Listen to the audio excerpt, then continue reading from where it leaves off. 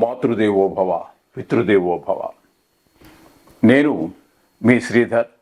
నా cell number 9295909819.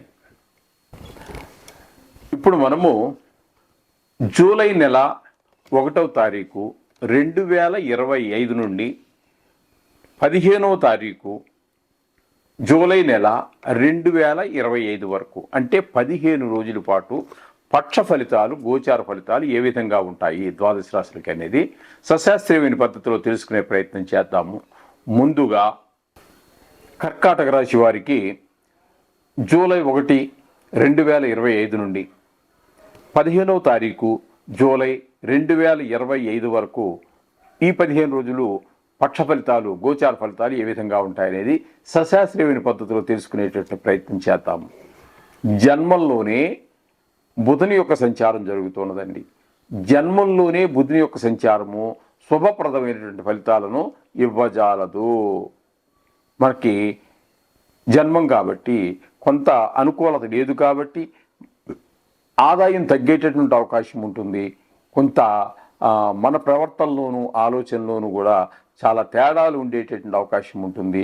ఈ విధమైనటువంటి ఫలితాలన్నీ కూడా బుధుని యొక్క, మీ యొక్క తెలివితేటలు కూడా రాణించవండి. మీకు అపారమైన అనుభవం ఉండవచ్చు కాక వ్యాపారంలోనూ, వాటిలోను, గణితాల్లోనూ బుధుడికి సంబంధించినటువంటి కారకత్వాల్లో మీకు అపారమైనటువంటి అనుభవం ఉండొచ్చు. వ్యాపారంలో ఉండవచ్చు, లెక్కలు తీయటంలో కావచ్చు, ఈ మంచి టెక్నిక్లు ఉపయోగించడం కూడా, టెక్నిక్ అనేటటువంటి దానికి బుధుడే కారకుడు అవుతుంటాడు. అందుచేత ఇన్ని టెక్నిక్లు ఉన్నప్పటికీ కూడా ఈ 15 రోజుల్లో మీకు అనుకూలమైన ఫలితాలు ఇవ్వవండి. బుధుని యొక్క గోచారం గోచార రీత్యా జన్మంలో సంచరించే కాలంలో.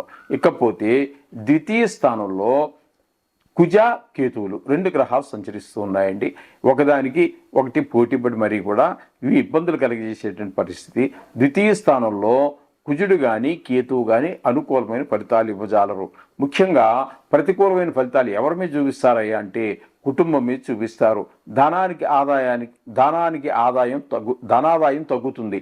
అలాగే మాటలో కఠినత్వం పెరుగుతుంది. మాట మనం ఏది మాట్లాడినా కూడా మనకి మనం మంచిగా మాట్లాడి ఉండవచ్చు కాక కానీ కూడా తీసుకునే అవకాశం కూడా లేకపోలేదు. అలాగే సంబంధించినటువంటి వ్యాపారం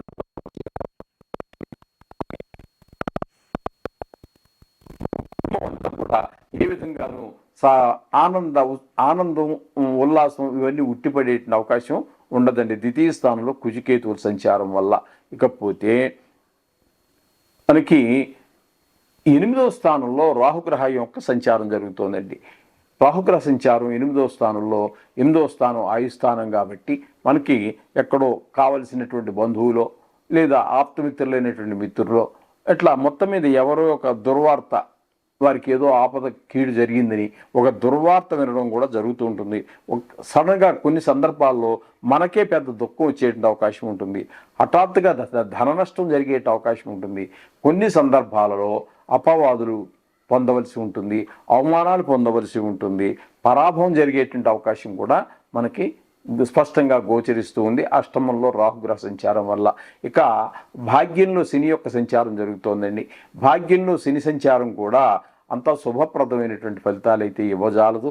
ముఖ్యంగా తండ్రి గారి ఆరోగ్య విషయంలో లేదా ఇంట్లో ఆ వయసు వారు ఎవరైనా ఉన్నట్టయితే వారి ఆరోగ్య విషయాల్లో కొంచెం ప్రత్యేకమైన శ్రద్ధ తీసుకోవలసి ఉంటుంది. అలాగే దాన ధర్మాలు అవన్నీ కూడా ఏమి చేయలేకపోతామో, చేయాలని ఉన్నప్పటికీ కూడా ఏదో యాత్రలు చేయాలి, భగవంతునికి మన కష్టాలు నివేదించుకోవాలి అని చెప్పేసి మీరు ఏదో గుడికి, మీకు అభిమానం ఉన్నటువంటి దగ్గరలో ఉన్నటువంటి మీకు ఆనందాన్ని కలిగించేటటువంటి గుడికి ఎక్కడికో వెళ్ళాలి, ఆ భగవంతునికి దర్శనం చేసుకోవాలి, ఆయనకి మొరపెట్టుకోవాలని మీరు అన్ని ప్రయత్నాలు చేసినా కూడా ఈ 15 రోజుల్లో వెళ్ళే అవకాశం ఉండదు. అఫ్కోర్స్ మీరు టికెట్టు రిజర్వేషన్ చేసుకుని ఉన్నప్పటికీ కూడా ఏదో అడ్డంకి వస్తుంది, అక్కడికి మొత్తం మీద అక్కడికి వెళ్ళలేనటువంటి పరిస్థితి మీకు ఏర్పడే అవకాశం భాగ్యస్థానంలో శనీశ్వరుని యొక్క సంచారం వల్ల వాయిదా పడుతుంది. శనీశ్వరుడు అంటే మెల్లగా నడిచేవాడనే కదండి అర్థం. ఇక్కడ ఆ పని కూడా మీకు మెల్లగా నడుస్తుంది. ఈ సమయంలో మీరు అనుకున్న సమయంలో ఆ ఆ పనిని పూర్తి చేయలేకపోతారు.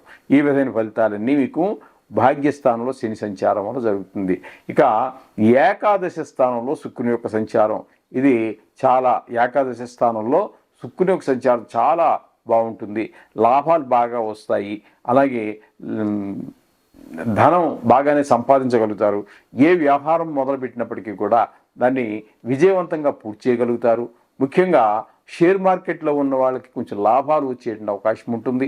అలాగే లలిత కళలకు సంబంధించినటువంటి వాటిలో ప్రవేశం కానీ ప్రావీణ్యం కానీ ఉన్నట్టయితే వారికి కూడా మంచి అవకాశాలు లభించే అవకాశం ఉంటుంది. ముఖ్యంగా సినీ రంగం వారికి, ఈ టీవీ రంగంలో ఉన్నటువంటి వారికి, సోషల్ మీడియాలో ఉన్నటువంటి వారికి అనుకూలమైనటువంటి పరిస్థితులు కూడా ఈ శుక్రగ్రహం యొక్క ఏకాదశ స్థానంలో సంచారం మంచి ఫలితాలు ఇస్తుందండి. ఇకపోతే వ్యయస్థానంలో రవి, గురువు 2 గ్రహాల యొక్క సంచారం జరుగుతోంది. వ్యయస్థానంలో రవి ఉండటం వల్ల అనారోగ్యాలు పొడచూపేటువంటి అవకాశం ఉంటుంది. తద్వారా ధనం కూడా ఖర్చు అయ్యేటువంటి అవకాశం ఉంటుంది. అలాగే ఇక శత్రుభయం, మనోవిచారం అన్నీ కలుగుతూ ఉంటాయి. గురు సంచారం కూడా ఇంచుమించుగా ధన బాగా ఖర్చు అయిపోతుంది ధనము. అయితే ఈ ధన వ్యయం అవటానికి ఒక విశేషం ఉందండి. ధన వ్యయంలో కూడా ఒక విశేషం ఉన్నది. ఈ గురువు వ్యయ స్థానంలో ఉన్నారు కాబట్టి అక్కడ మీరు పెట్టేటటువంటి ధన వ్యయం ఏదైతే ఉందో అది మంచి పనికి ఉపయోగపడుతుంది. అంటే ఒక గుడి నిర్మాణానికో, లేకపోతే ఇల్లు కట్టుకోవటానికో, లేకపోతే స్థలం కొనుక్కోవటానికో, అలాగే ఒక కారు కొనుక్కోవటానికో, లేకపోతే ఇంట్లో ఏదో మంచి ఒక ఐటెం కొనుక్కోవటానికో, లేదా పిల్లల చదువుల కోసమో, పిల్లల్ని విదేశాలకు పంపించడం కోసమో, ఎట్లాగో మొత్తం మీరు చేసేటటువంటి ఆ ధన వ్యయం ఏదైతే ఉందో వ్యయస్థానంలో నైసర్గిక శుభగ్రహం కాబట్టి మీకు గురువు యొక్క వ్యయస్థాన ఫలితాలు కూడా సహజంగా ఆయనకు సంబంధించినట్టుగా మంచిగానే ఉంటాయి. ఈ విధమైనటువంటి ఫలితాలన్నీ కూడా కర్కాటక రాశి వారికి మనం చెప్పుకోవచ్చు. ఇప్పుడు మీరు విన్నారు కదండి, ఏ ఏ విషయాలలో ఏ ఏ గ్రహం ఏ ఏ ఫలితాలు ఇస్తోంది, శుభమిస్తోందా, అశుభ ఫలితాలు అయితే ఏ విషయంలో అశుభ ఫలితాలు ఇస్తుంది అనేటువంటి గ్రహించారు కదా. కాబట్టి వాటిని జాగ్రత్తగా గమనించి ఆయా విషయాలలో మీరు తగు శ్రద్ధ తీసుకుంటూనే రోజువారీగా మన పూజలో 2 నిమిషాల నుంచి 5 నిమిషాల వరకు ఈ నవగ్రహాలకి సంబంధించి, ఇది నేను ప్రతి రాశికి చెప్తానండి, ప్రతి వారం చెప్తాను, మీరు కొంచెం ఇదే చెప్పిందే చెప్తాడు అనుకున్నప్పటికీ కూడా ఇది ప్రతిరోజు చేయవలసినటువంటి కార్యక్రమం. మీకు ఎందుకని బోరు కొడుతుందండి? రోజు తింటంలా 3 పూటలా తింటున్నాం కదండి, టిఫిన్తో సహా. అవసరమైతే 4 పూటలు తింటున్నాం కదా, రోజు స్నానం చేస్తున్నాం కదా, రోజు చేసి రోజువారీ కార్యక్రమాలు రెగ్యులర్గా చేస్తున్నాం కదా, దాని విసుగు విరామం ఉండదు కదా. అంతే ఇది కూడా రోజు చేయవలసిన కార్యక్రమమే. కాబట్టి నేను ఒక్కసారి మిమ్మల్ని కొంచెం ప్రోత్సహించడానికి మాత్రమే చెప్తాను, మిమ్మల్ని విసిగించడానికి కాదండి. క్షమించాలి, మీరు అలా విసుగుంటారంటే మీరు కొన్ని ఇబ్బందులు పాలయ్యే అవకాశం ఉంటుంది. ఇది వినడానికి మీరు ఇబ్బంది పాలయ్యి అయితే ఇబ్బంది పాలవుతున్నాను అనుకుంటే కొన్ని ఇబ్బందులు మీరే పడాల్సి వస్తుంది, నేను కాదు. అది గమనించండి.